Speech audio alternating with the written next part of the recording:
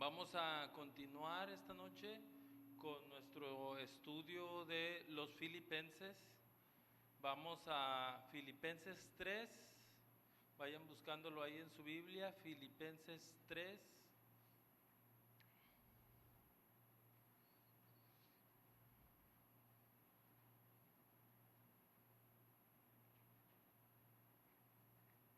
Y para los que anotan, el título es Alégrense en el Señor.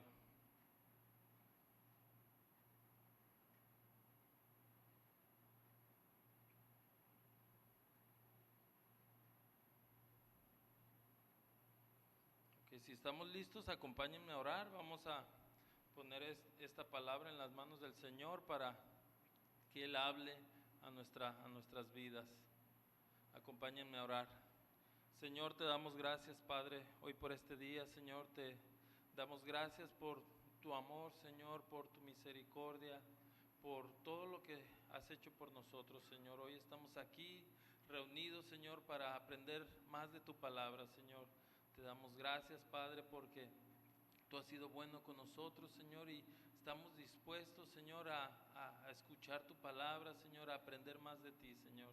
Te pido, Señor, que dispongas todo, Señor, para que podamos aprender, Señor, más de ti, Señor, y podamos cambiar, transformar nuestras vidas, que sean de tu agrado. Te lo pedimos todo en el nombre de Jesús.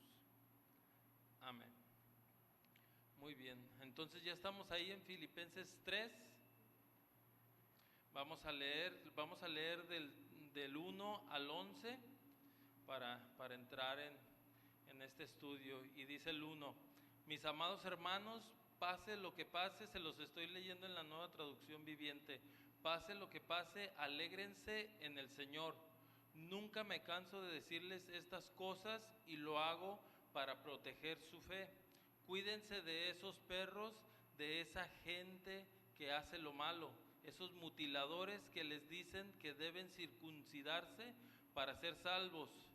Pues los que adoramos por medio del Espíritu de Dios somos los verdaderos circuncisos. Confiamos en lo que Cristo Jesús hizo por nosotros y no depositamos ninguna confianza en esfuerzos humanos, aunque si alguien pudiera confiar en sus propios esfuerzos, ese sería yo. De hecho, si otros tienen razones para confiar en sus propios esfuerzos, yo las tengo aún más. Fui circuncidado cuando tenía 8 días de vida, soy un ciudadano de Israel de pura cepa y miembro de la tribu de Benjamín, un verdadero hebreo como no ha habido otro. Fui miembro de los fariseos, quienes exigen la obediencia más estricta a la ley judía. Era tan fanático que perseguía con crueldad a la iglesia y en cuanto a la justicia obedecía la ley al pie de la letra. Antes creí que esas cosas eran valiosas, pero ahora considero que no tienen ningún valor debido a lo que Cristo ha hecho. Así es, todo lo demás no vale nada cuando se le compara con el infinito valor de conocer a Cristo Jesús, mi Señor. Por el amor a Él he desechado todo lo demás y lo considero basura a fin de ganar a Cristo y llegar a ser como con Él.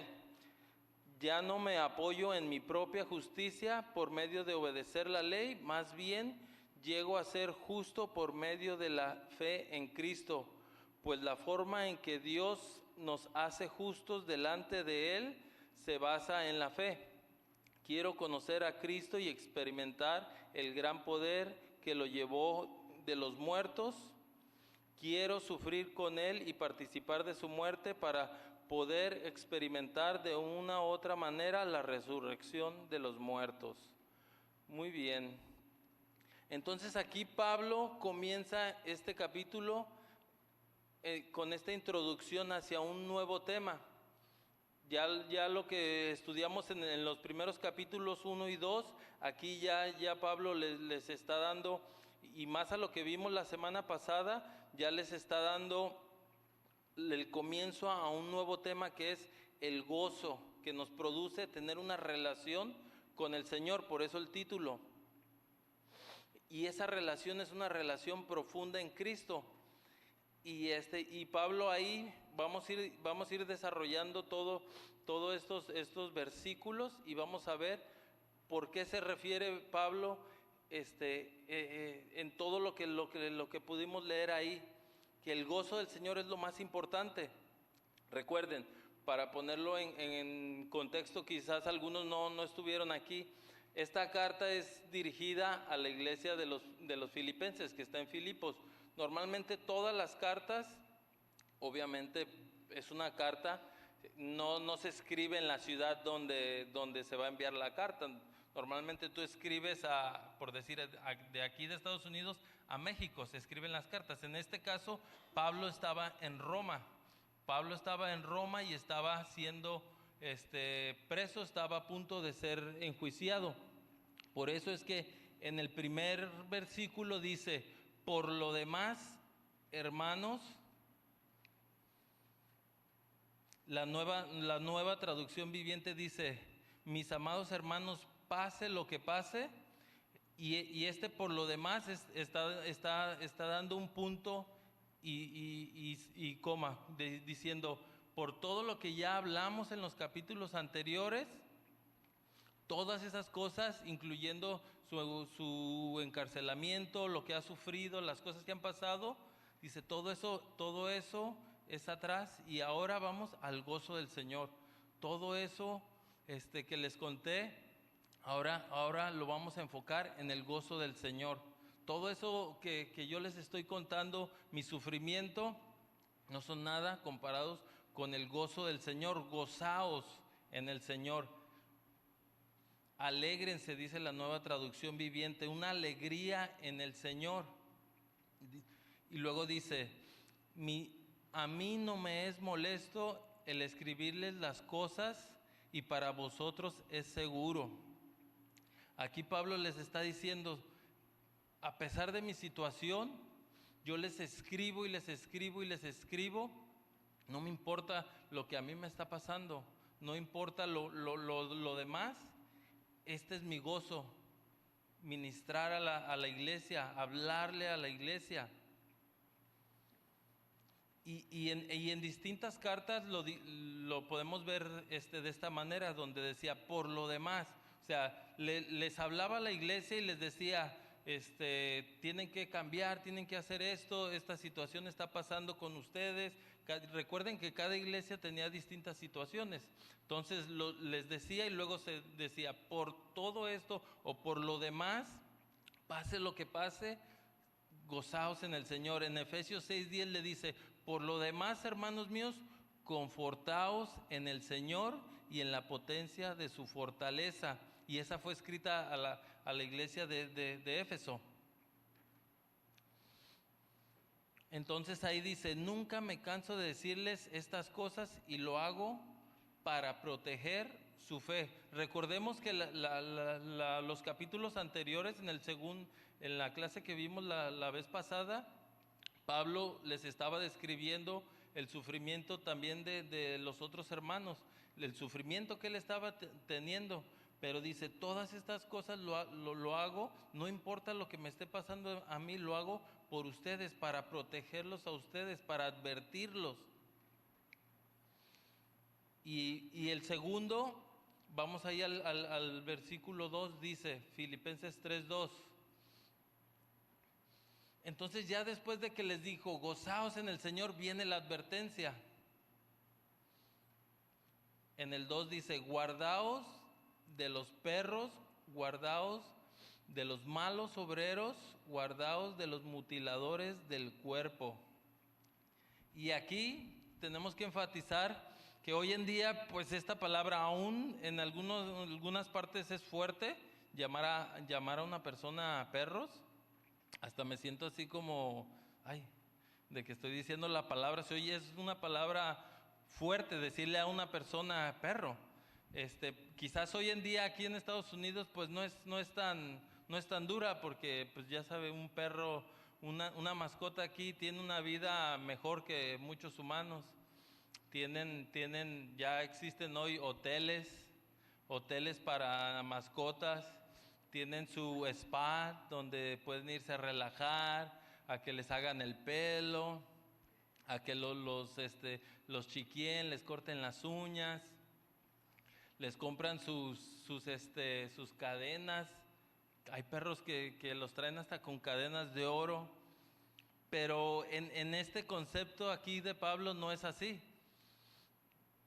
Hoy en día si le decimos a alguien, guárdate de los perros, pues dices, bueno, aquí los perros son bien tratados, pero en aquel entonces los perros era prácticamente algo sucio. En los tiempos de que se escribe esta carta, los perros era prácticamente de lo más bajo, eran considerados lo más sucio, no eran como hoy en día mascotas. Nadie en aquellos entonces, excepto de algunos egipcios que tenían sus perros, cierta clase de perros, algunos emperadores, pero la mayoría de los perros era algo sucio, algo bajo, eran animales que andaban en la calle, eran muchas veces carroñeros, comían de desechos, comían de la suciedad, comían de todo lo que había ahí. Y aquí Pablo está diciéndole a los judíos, Pablo les está advirtiendo a la iglesia de los filipenses que se cuiden de esos perros, y se refiere a esos perros, está hablando de los judíos. Y lo está haciendo de una forma contundente y despectiva. O sea, no está diciendo,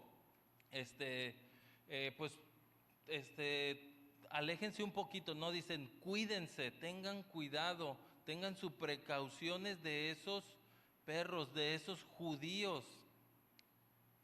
Aquí Pablo a estos judíos, y se refiere a los judíos, a los judaizantes, los que estaban en contra de las enseñanzas del Señor. Porque recuerden que había judíos que estaban con el Señor, que estaban creyendo el Evangelio, las buenas nuevas que traía nuestro Señor Jesucristo. Pero aquí Pablo está advirtiendo a aquellos judíos que eran esos judíos legalistas, que seguían al pie de la letra la ley, esos judíos que enseñaban la doctrina que era por salvación, que la doctrina era por salvación a través de las obras, que tenían que guardar toda la ley por completo. Esos judíos que no tenían que comer ciertos animales, el puerco, esos judíos que no tenían que trabajar en ciertas fechas, esos judíos que no debían de tocar cosas inmunes, y un montón de leyes. Entonces ahí les está diciendo, cuídense de ese tipo de judíos.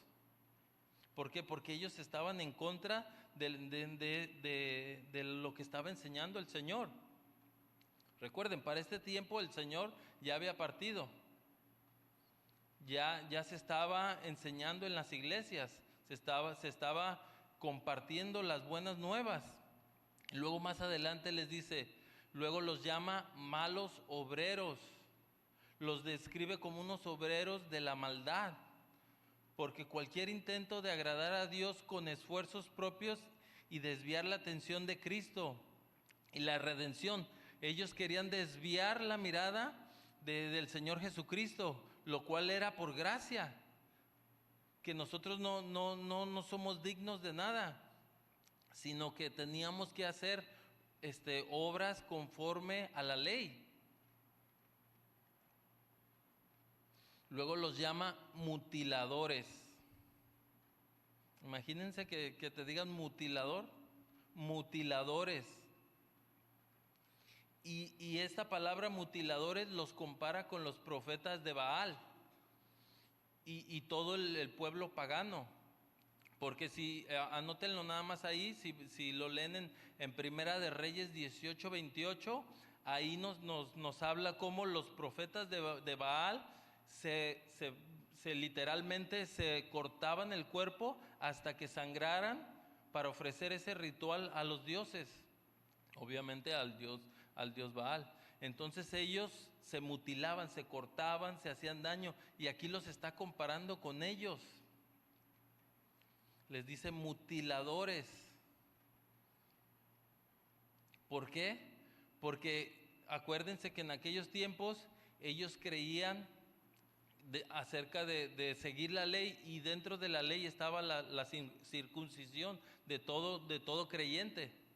Más adelante estaba establecido que aún los que no eran judíos, una vez que entraban a la creencia judía, tenían que circuncidarse. Esas eran las creencias de ellos. ¿Por qué? Porque la circuncisión era un mandato, era una ley mosaica que Dios le había dado al pueblo de Israel. Entonces la circuncisión de los judaizantes no era en realidad un símbolo espiritual, sino una simple mutilación física. ¿Por qué? Porque ya no lo hacían con la intención en la que el Señor lo había establecido, sino lo hacían para seguir la ley.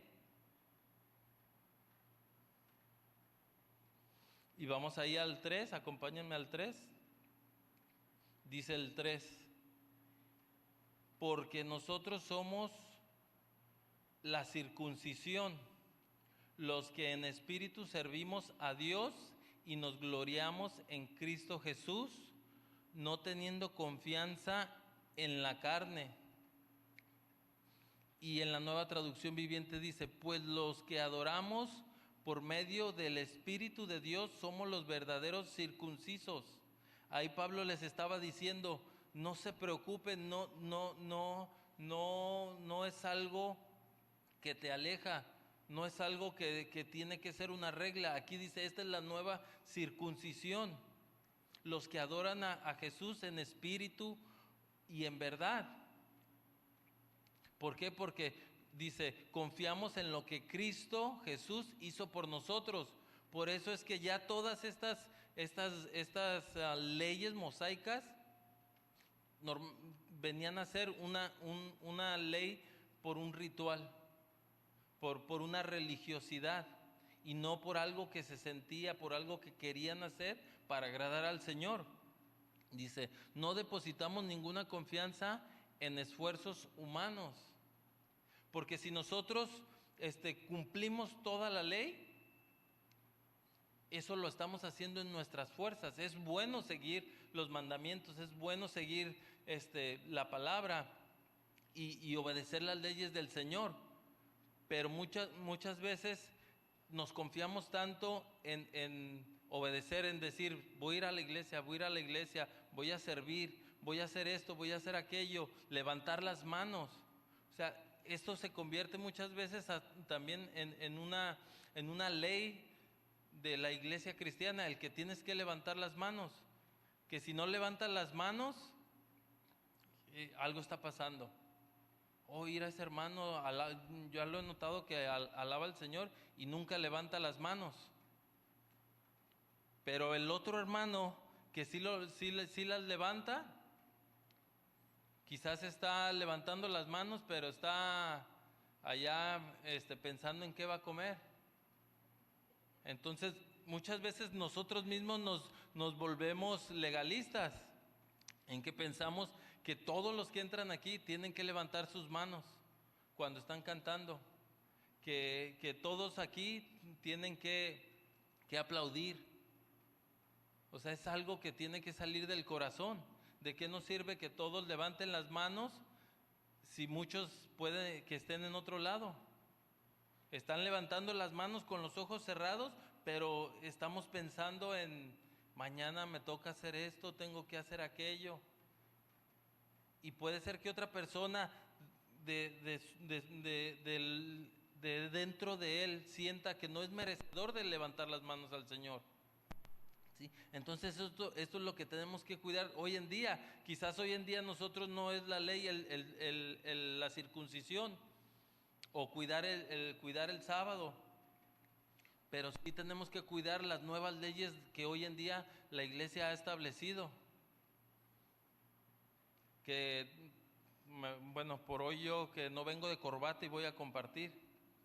En algunas iglesias es una tache rotunda y ya alguien no recibe porque el que está predicando no trae corbata.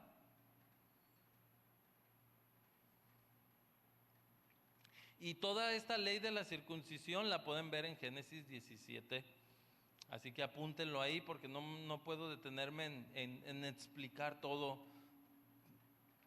esto acerca de la circuncisión.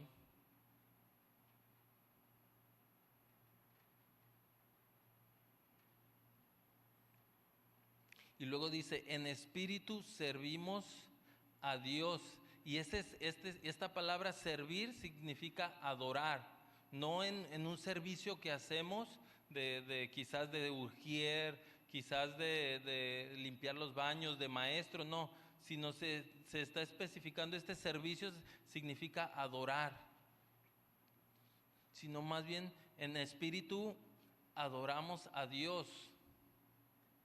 Es un servicio espiritual de corazón. ¿Sí? También el verdadero cristiano le da todo el crédito al Señor. El verdadero cristiano no se exalta a él mismo, a sus capacidades, a lo que él hace, sino que todo se lo entrega al Señor. Lo bueno que pueda tener él viene de parte de Dios. Lo bien que pueda ministrar es el Señor. Lo bien que pueda compartir es el Señor y no nosotros.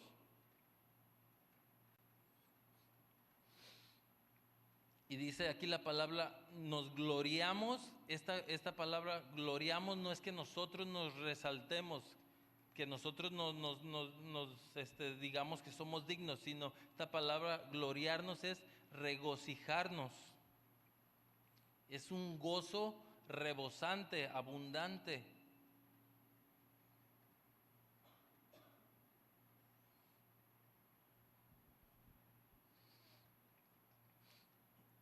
Dice, y nosotros nos gloriamos en Cristo Jesús, nosotros nos regocijamos en Cristo Jesús, en el Señor, no en lo que nosotros hacemos, sino lo que Él hizo, sino lo que Él ya hizo por nosotros.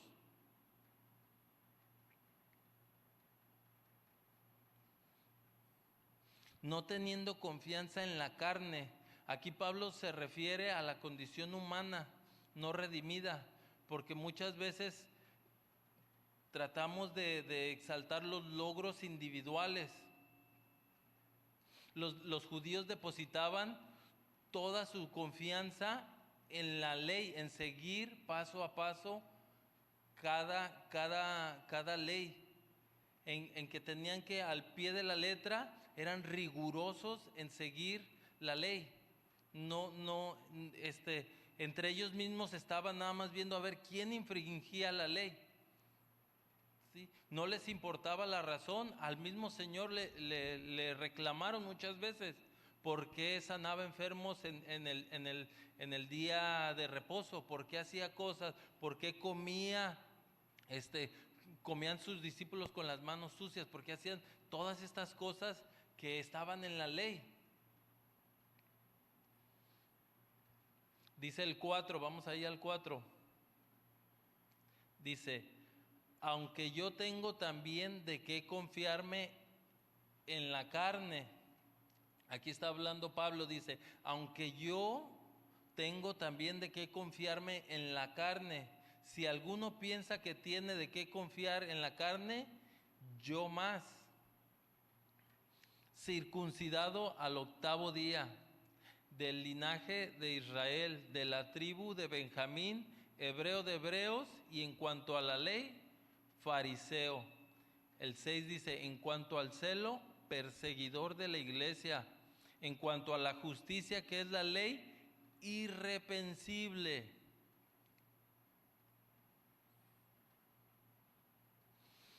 Y aquí Pablo les está mostrando, les está hablando a los filipenses, les dice, si hay alguien que ha llenado cada una de las categorías del judaísmo, soy yo. Dice, si es alguien que tiene de qué jactarse de su vida en la carne, está hablando en la carne, está diciendo que todas estas leyes son de la carne. Dice, es cuando tú pones tu confianza en la ley y no en el Señor Jesucristo. Cuando tú pones tu confianza en seguir cada una de las cosas, en decir, voy a seguir esto por el temor de fallar en la ley y no por agradar al Señor. Aquí Pablo les está mostrando que él tenía cada uno de los requisitos para poder jactarse y ser exaltado. Dice aquí, circuncidado al 8º día. Y esto también ya se los dije donde lo podíamos ver, lo de la circuncisión. Y aquí lo está resaltando, al 8º día. La ley era que todo recién nacido tenía que circuncidarse al 8º día.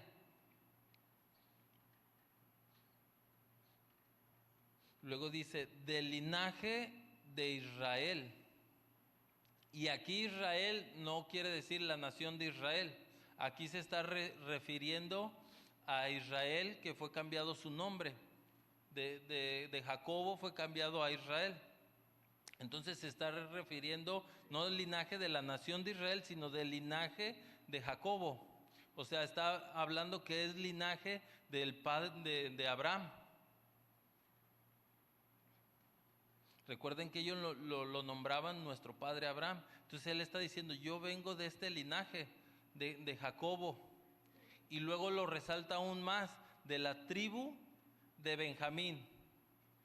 Porque recuerden que después de Jacob se distribuyeron todos los hijos en distintas tribus. Y aquí él está especificando que él provenía de la tribu de Benjamín, que junto con la tribu de Judá eran las 2 tribus del sur, de las que viene la dinastía de David. Entonces les está diciendo, yo vengo de la tribu, y esta tribu obviamente era considerada, porque recuerden que después todas las demás tribus del norte se rebelaron contra David, contra las leyes de David, contra las leyes que habían establecido. Ellos quisieron hacer sus propias ideas. Y en cambio la de Judá y la de Benjamín fueron las que se mantuvieron leales al Señor, a los mandamientos del Señor. Y luego aparte dice, hebreo de hebreos. Pablo, al decir hebreo de hebreos, está especificando que sus padres eran hebreos. Y dice, hebreo de hebreos, o sea, cuando ustedes aquí, nosotros más en este país decimos, porque acuérdense que ahí él estaba en otra parte, estaba en Roma. Entonces él está diciendo, hebreo de hebreos, como hoy aquí alguien puede decir, pues yo soy chicano, ya no eres mexicano. Eres mexicoamericano, no eres mexicano de mexicanos. Yo sí, todavía soy mexicano de mexicanos, mis hijos ya no. Pero aquí les está diciendo hebreo de hebreos. Mis padres eran hebreos y guarda la tradición. Pablo, normalmente los hebreos hablaban el hebreo, pero dentro de ellos hablaban el arameo. Recuerden, el Señor también hablaba el arameo. El arameo era el idioma de los hebreos de hebreos. Y Pablo lo hablaba. Y luego dice, fariseo. Era un hebreo, pero también era un fariseo. Fariseo eran los que estudiaban la ley.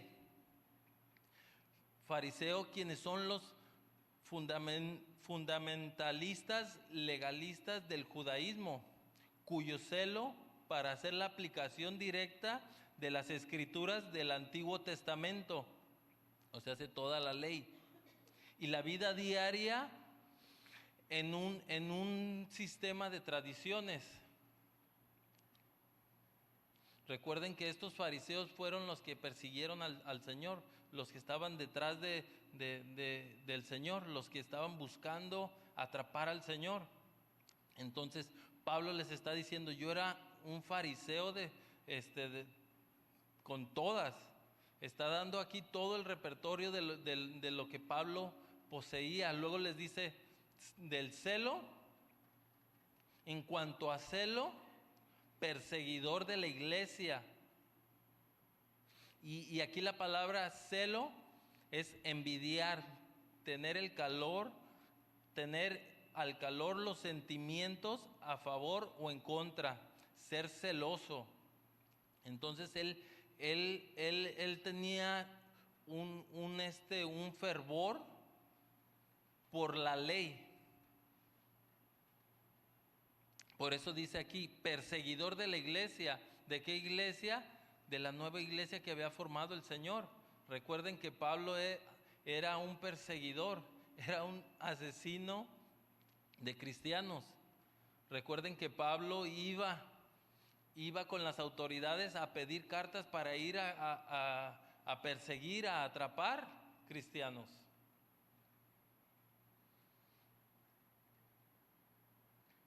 Para el judío el celo era una virtud de las más grandes y era algo de admirarse en un judío, en un fariseo. Tenía que tener un celo. Por eso es que cuando vemos esto, por eso podemos un poco entender por qué seguían así al Señor, porque ellos no podían ver más allá de la ley. Ellos querían seguir al pie de la letra la ley y por eso acusaban al Señor, por las cosas que el Señor hacía. Y este celo es una combinación entre amor y odio. ¿Por qué? Porque amaban la ley, pero odiaban todo lo que infringía la ley. Por eso es que perseguían a la iglesia. Y esto lo podemos ver en Hechos 8:3. Dice, y Saulo iba por todas, Saulo es Pablo antes. Entonces, y Saulo iba por todas partes con la intención de acabar con la iglesia. Aquí dice, no iba con la intención de regresarlos al judaísmo, no iba con la intención de ministrarlos, no, dice, con la intención de acabar con la iglesia. Iba de casa en casa y sacaba a rastras tanto a hombres como a mujeres y los metía en la cárcel. Era despiadado. No le importaba si era un hombre, no le importaba si era una mujer, me imagino que no le importaba si era un niño. Los sacaba, dice, a rastras, o sea que los agarraba y obviamente los golpeaba, los lastimaba y los arrastraba hasta meterlos a la cárcel. Y más adelante pues podemos leer cómo él perseguía a la iglesia en Hechos 9. Y luego dice, en cuanto a la justicia, que es la ley irreprensible. Y aquí la palabra irreprensible es sin tacha, sin falta. Describe a una persona que no merece reproche. Y ellos creían que era una manera de vivir agradando a Dios al cumplir al pie de la letra las leyes. Conforme a la ley judía y a las creencias judías, a Pablo no se le podía reprochar nada, porque estaba siguiendo la ley al pie de la letra.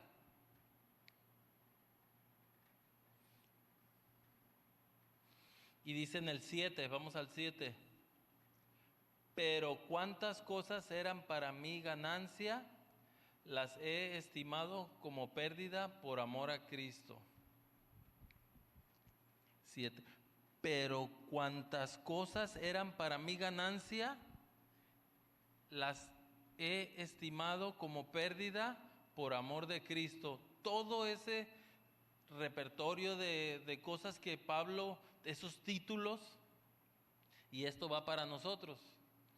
Todas esas cosas que nosotros hoy podamos jactarnos de decir, yo he evangelizado a miles de personas, yo he convertido a toda mi familia, yo tengo 3 títulos. poseo diplomas en hermenéutica y en todos los estudios teológicos que puedan existir. Aún para nosotros hoy en día, aquí podemos ver cómo Pablo seguía lo que para en aquel entonces era lo que él creía. También nosotros muchas veces nos confiamos en los estudios que podamos tener. Nos confiamos en lo que podamos aprender, en lo que nosotros quizás hemos logrado. Muchas veces hoy en día vemos a predicadores que antes de decir su nombre exigen que digan todos sus títulos: pastor, evangelista, apóstol y profeta y X, Y.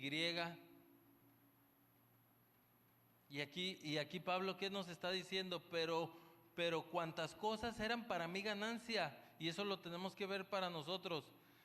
Cuántas cosas yo he hecho, las he estimado por pérdida, por amor a Cristo. No quiere decir que las cosas sean malas, pero cuando nosotros les damos el valor equivocado, ahí está el problema. ¿Por qué? Porque no es malo ganar almas para Cristo, pero ¿por qué las estás ganando? ¿Por qué te gusta evangelizar? ¿Para que sepan lo que tú conoces? Hay gente que le gusta hablar de la palabra para presumir el conocimiento que tiene de ella. Y por eso lo podemos ver hoy en día. O sea, nosotros podemos ganar a Cristo para las naciones, pero ¿cuál fue la motivación? ¿El que gente se acercara a Cristo o que yo fuera el que fuera a las naciones? Obviamente ahora aterricémoslo a nosotros aquí en Riverside, que seamos conocidos en todo Riverside, o que almas se conviertan a Cristo.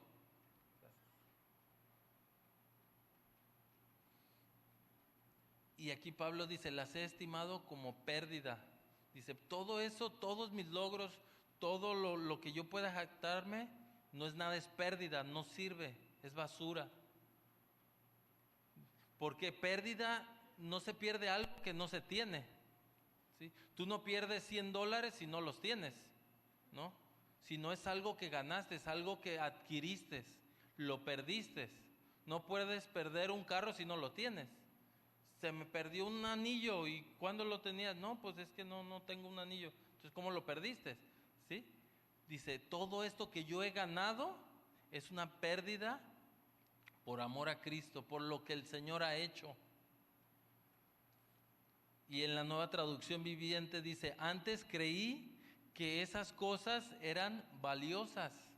Y muchas veces nosotros así estamos.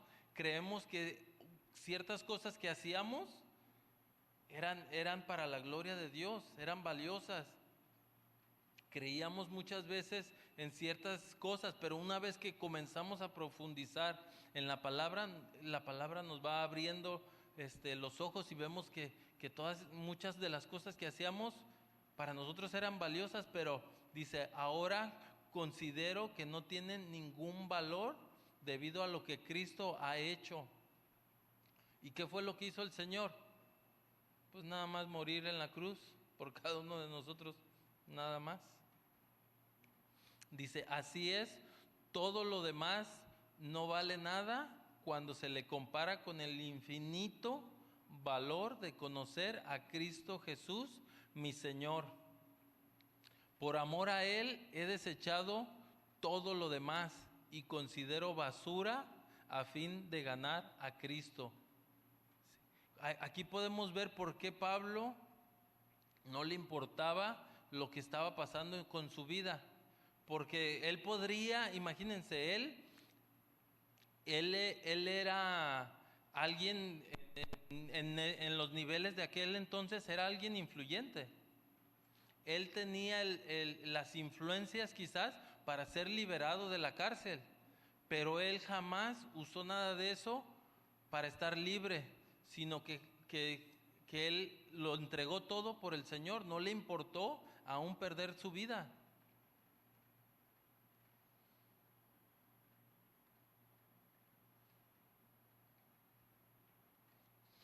Y aquí lo podemos ver un poco como lo vimos en las clases de los domingos con la perla de gran precio. ¿Sí? Nosotros, ¿qué estamos haciendo? Entregar todo. Pablo lo dio todo por ganar esa perla de gran precio que era el conocimiento del Señor. ¿Sí? Nosotros podemos acumular riquezas, pero nada se compara a tener al Señor. Recuerden que vendió todo, entregó todo para poder adquirir ese valor. Una vez que nosotros entendemos el valor de lo que el Señor hizo, tenemos que entregar todo. No podemos escatimar en nada para poder recibir ese sacrificio que el Señor hizo por nosotros. Aquí no estaba diciendo que las cosas no tenían valor, tenían valor. Todos sus reconocimientos, todas las cosas que él había hecho tenían valor, pero para él no tenían valor comparado a lo que era conocer al Señor.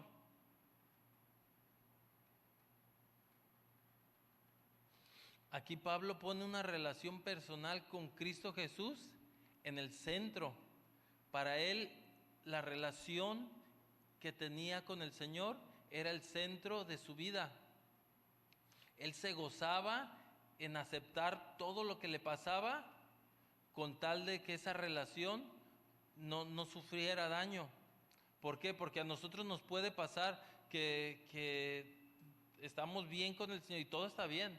El Señor es mi fortaleza, pero ¿cuántas veces vemos que a alguien le llega la enfermedad, le llega una situación y ahí es cuando se puede ver si el Señor era el centro, si el Señor era su todo? Porque es fácil decir que el Señor es mi todo cuando todo está bien. Cuando mis hijos están creciendo, están bien, mi familia está bien, tengo un buen trabajo, mis hijos no tienen problemas, tenemos salud. Y ahí es fácil decir, gracias Señor. Ahí es fácil levantar las manos y decir, bendito el nombre del Señor. Pero ¿qué tal cuando estamos pasando por situaciones difíciles? Ahí es cuando vemos si en realidad nuestro núcleo es el Señor. Que no importa lo que golpee nuestra vida, eso que está ahí en el centro de nuestro corazón, nadie lo puede mover.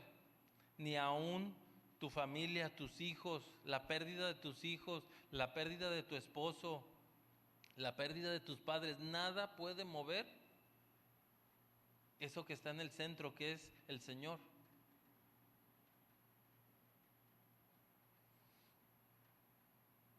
Y aquí la palabra basura tenía dos usos. Podría describir excremento del cuerpo o los restos de la mesa que solamente se los tiraban a los perros. Entonces aquí lo estaba diciendo, todo eso no es nada, lo está literalmente diciendo, es excremento, es basura, no sirve.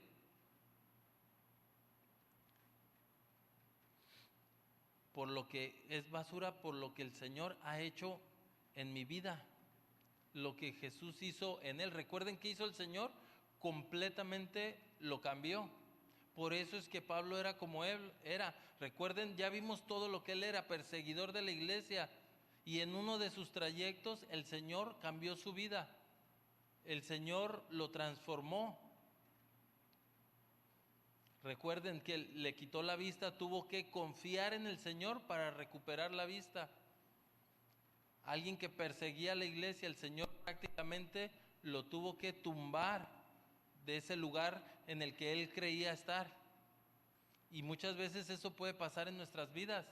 El Señor, quizás nosotros creemos que todo está bien, que estamos siendo la labor del Señor. Y ahí es donde tenemos que entender cuando nos llega esa situación que nos tumba. En realidad estábamos haciendo lo que el Señor me mandó a hacer. Estaba haciendo las cosas con amor a la obra, con amor al Señor. O eran mis fuerzas, era mi carne eran mis deseos. Entonces ahí es cuando nosotros tenemos que poner atención a lo que el Señor está hablando en nuestras vidas. Vamos ahí al 9.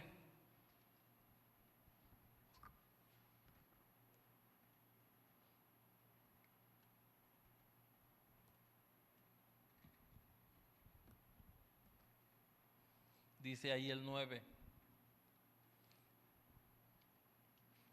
Y llegar a ser uno con Él, ya no me apoyo en mi propia justicia por medio de obedecer la ley, más bien llego a ser justo por medio de la fe en Cristo. Pues la forma en que Dios nos hace justos delante de Él se basa en la fe.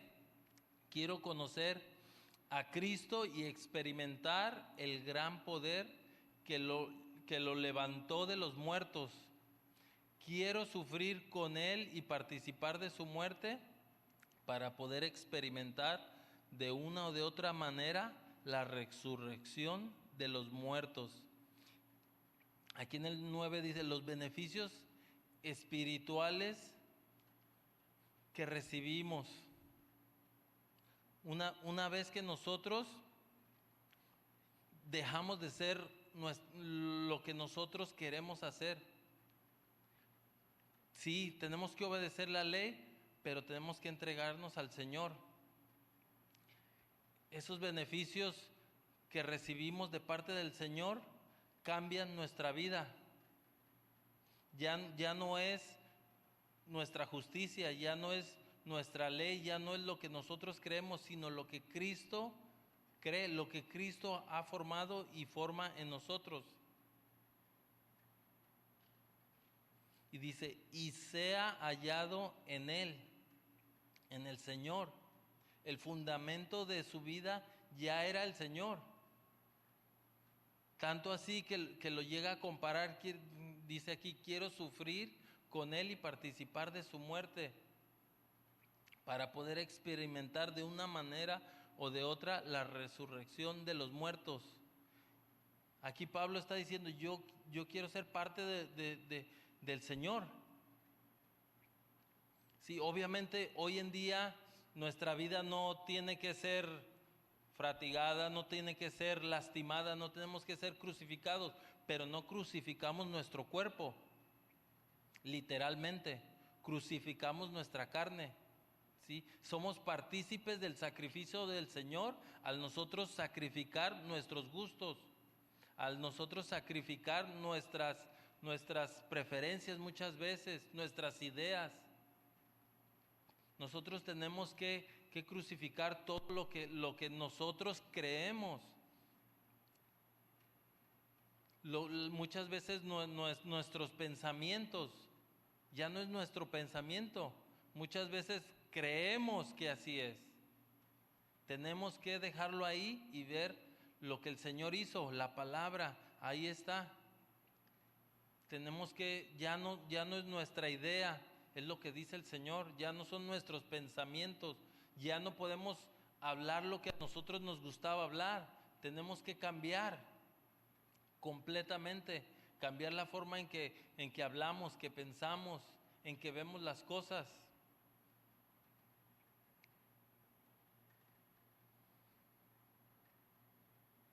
Dice, la justicia que es de Dios por la fe. ¿Sí? Ya no era, recuerden que Él impartía justicia conforme a lo que Él había aprendido y creído. Y aquí dice, la justicia que es de Dios por la fe. Hoy la justicia proviene completamente del Señor y es por lo que creemos. Ya por eso es que tenemos que quitarnos muchas veces también nosotros como iglesia esa legalidad de ciertas cosas. Queremos nosotros imponer justicia. Como les decía, muchas veces vemos a alguien que no canta y luego hasta nos a estar un poquito mal o ponemos hasta nuestras barreras. Nosotros queremos hacer justicia, creer que esa persona está mal. Y aquí Pablo nos está diciendo es completamente el Señor ahora, no lo que nosotros pensamos, sino la que viene por medio de Cristo. Y luego dice, a fin de conocerle, pero no conocerle a través de la ley, porque nosotros podemos conocer al Señor a través de leer su palabra, pero una cosa es conocerle a través de su palabra y decir, esto dice en su palabra, pero lo podemos tener como conocimiento, pero no lo podemos vivir. Mientras la palabra no pase de nuestra mente a nuestro corazón, no va a tener efecto. La palabra la podemos tener en nuestra mente y la podemos saber, pero si no la pasamos del conocimiento al corazón, a vivirla, la palabra no va a tener ese poder en nosotros. ¿Por qué? Porque podemos conocer la palabra, pero ¿de qué te sirve conocer la palabra si no la aplicamos a nuestra vida? Nosotros podemos conocer versículos de memoria. Yo soy muy malo para los versículos de memoria. O sea, si a mí me preguntan, ¿qué dice el Salmo 23? Yo soy malísimo, pero si tú lo empiezas a decir, ya yo lo digo. Pero así que yo te diga, ¿qué dice Juan 3:16? Ay, hasta me pongo nervioso. Ay, sí, yo soy malo para eso. Me cuesta bastante. Pero una vez que lo empiezo a oír, ya sé de lo que está hablando. Ya me lo sé. Pero yo para decirlos así soy malo. Pero a lo que vamos es, ¿de qué nos sirve conocerlo y podemos recitarlo de memoria y sabértelo, pero a la hora de vivirlo no lo vivimos? Por eso Pablo es que da esta referencia de que él podía aparentar ser de lo mejor. ¿Por qué? Porque tenía todas las credenciales. Pero todas esas cosas son cosas de la carne, son una apariencia. Lo importante es lo que había en su interior, lo que hay en el corazón. Sí, porque nosotros podemos conocer lo que hizo Jesús. Alrededor del mundo, yo creo que el 99% del mundo conoce que Jesús murió en la cruz. Pero eso no quiere decir que están aceptando ese acto del Señor. Ellos lo conocen, saben que el Señor, toda la gente sabe que en la mayoría parte del mundo se cambió el año conforme a la muerte del Señor. Conocen que Él murió en la cruz, conocen de Jesús, pero eso no quiere decir que apliquen lo que el Señor enseñó. Tú puedes tener conocimiento de muchas cosas, pero el conocerlo no implica que tu vida cambie. ¿Sí? Tú puedes conocer a una persona que la ves en la calle, pero no quiere decir que conozcas sus gustos. Tú puedes ver a hermanos aquí y dices, oh, sí, conozco al hermano fulanito, pero lo conoces porque viene a la iglesia. No, quizás no sabes ni qué le gusta comer, por qué nos invitaron este domingo. ¿Cuántos ya se invitaron? La tarea que nos dejaron, 0. ¿Sí? No sabes qué le agrada, qué no le agrada. Quizás no sabes si tiene familia o no, porque nada más lo ves. O sea, podemos conocer algo, pero el simple hecho de conocer algo no quiere decir que sea parte de nosotros.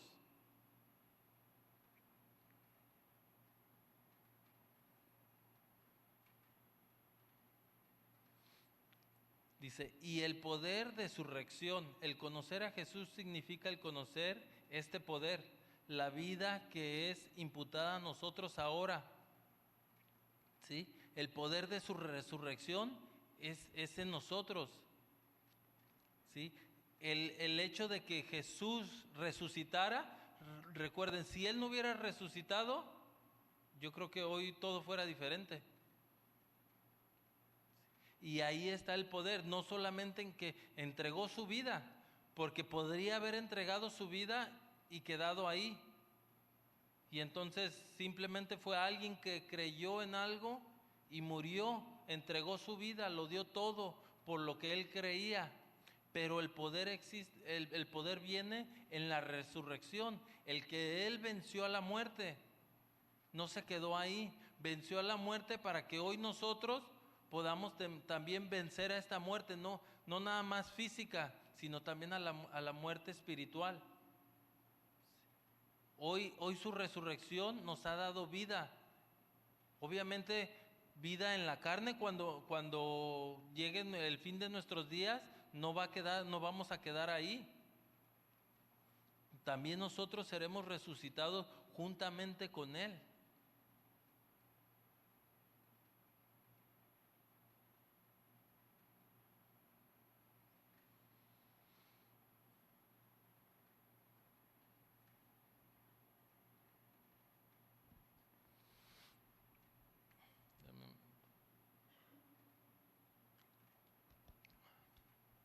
Dice, y la participación de sus padecimientos. ¿Qué quiere decir aquí Pablo? ¿A qué se está refiriendo? No significa que todo lo que padeció el Señor en el camino a la cruz, que es lo que nosotros vamos a recibir, que tenemos que hacer eso, ser participantes de sus padecimientos. O sea que nosotros vamos a lastimarnos y sufrir en la carne. No se está refiriendo a eso.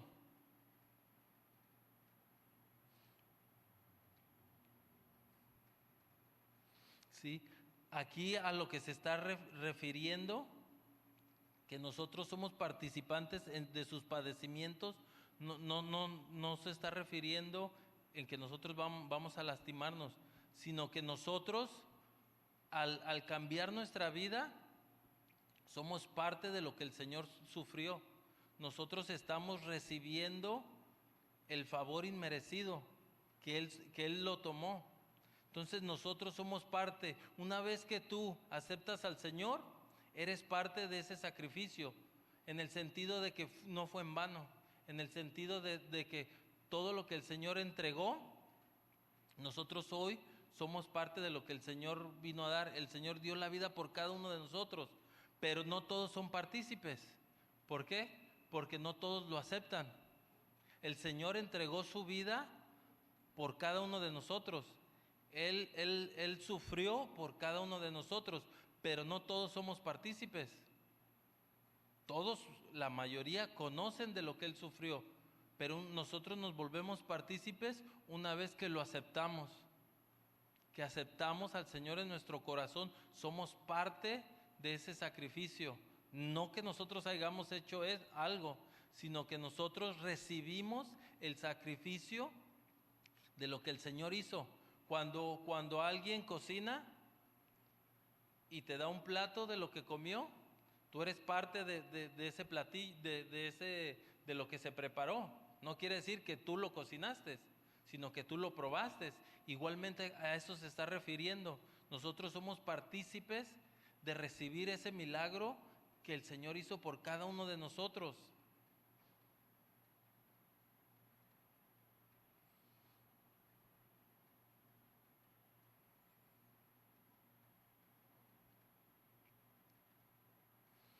Y luego dice, aquí en la siguiente parte dice, llegando a ser semejantes a Él en su muerte.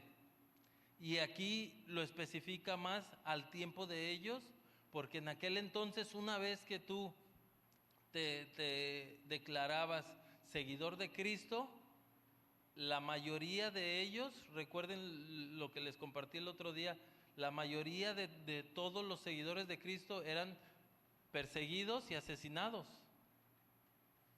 Por eso es que cada uno de ellos fueron perseguidos y el evangelio se esparció gracias a esa persecución. Porque si no hubiera llegado la persecución, a lo mejor les hubiera pasado como Pasa hoy en día que estamos cómodos y decimos, no, bueno, aquí. A lo mejor por eso el Señor permite cosas para que vayamos y compartamos el Evangelio, compartamos las buenas nuevas de salvación.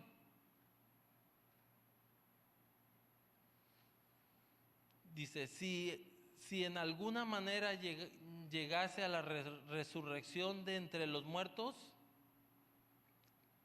aquí en la parte final, dice, si en alguna manera llegase a la resurrección de entre los muertos, y en la Nueva Traducción Viviente dice esta última parte,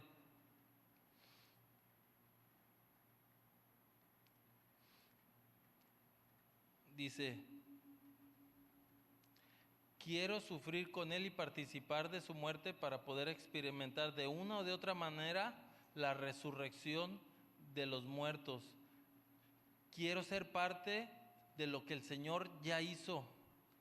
Quiero yo también, imagínense, era tan grande lo que Pablo estaba sintiendo, su entrega completamente. Recuerden, Pablo estaba pasando por una situación difícil, estaba a punto de entregar su vida. Recuerden, estaba en la cárcel esperando su sentencia, si vivía o moría. Por eso es que él dice estas palabras aquí: quiero sufrir con Él y participar de su muerte. Para él, morir, entregar su vida por el ministerio, por la palabra, por expandir el Evangelio, para él era algo que no escatimaba. Pablo sabía lo que él enfrentaría.